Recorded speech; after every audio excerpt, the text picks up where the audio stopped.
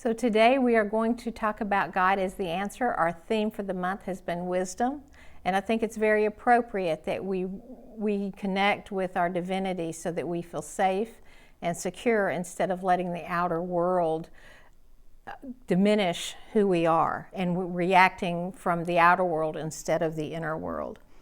And I felt like a good way to do that was to reference the Lord's Prayer. Our Father, who art in heaven, hallowed be thy name. Thy kingdom come, thy will be done in earth as it is in heaven. Give us this day our daily bread, and forgive us our trespasses as we forgive them that trespass against us. And lead us not into temptation, but deliver us from evil. For thine is the kingdom, the power, and the glory, forever and ever. Amen. So I want to break this down, and I want you to understand what this prayer means.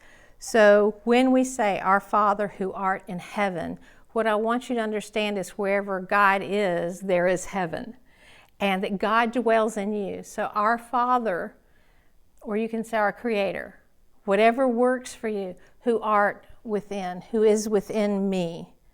So think of it as this wonderful infinite energy that exists, but it exists within you, illuminating the light as the Christ light.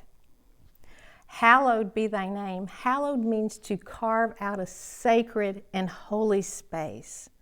So it is taking that sacred energy of God and bringing it within.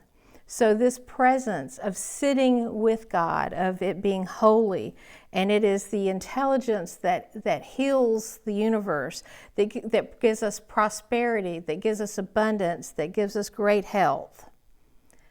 And so it's carving out a sacred space with God. So when you go in to meditation or when you're living your daily life, how sacred is that with you? How much of a space have you hollowed out and carved for God to be present in your life?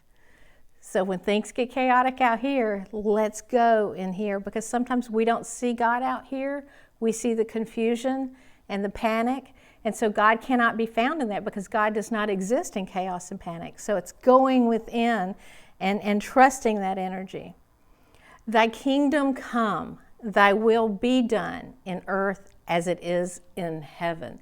So I love, this is probably my most favorite phrase of this prayer that Christ said, because the heaven that dwells within you, thy will be done on earth as it is in heaven, or in earth as it is in heaven, however you choose to say that, is that when we get that intuitive hunch, that intuitive nudge, that intuitive direction that God is giving us, and if we carry it out into our physicality, our world will be one, and it will be whole, and it will begin to be healed, and we will live with joy and enthusiasm.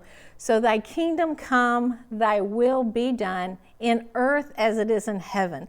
So that's trusting and following and having faith that God is alive in you, and God brings life to you. Forgive us our trespasses as we forgive those who trespass against us.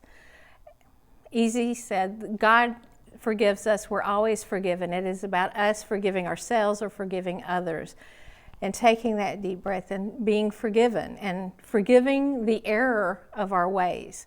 So evil is also a word for error. All right? And so it is giving way and forgiving others. And this is a wonderful time now to call up people and to resolve issues that you may have had, because those issues are going to be different on each side of the fence. And so forgiveness removes the block for you, and it actually can restore healing.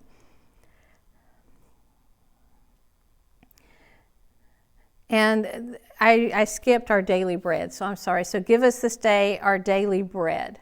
So this is our spiritual food. Give us today, God, all that we need spiritually to feed us, all that we need to sustain us. And it is from the spiritual level as well as the physical level. And no matter what it is, what you need and what you ask, God will bring to you. And it's trusting this, and it's knowing that you will be cared for. but God will provide you the spiritual food, the spiritual wisdom, and the physical necessities to help you sustain and live a brilliant and beautiful life. Lead us not into temptation, but deliver us from evil. So right now with this coronavirus, and the messages that I'm getting are a source of panic.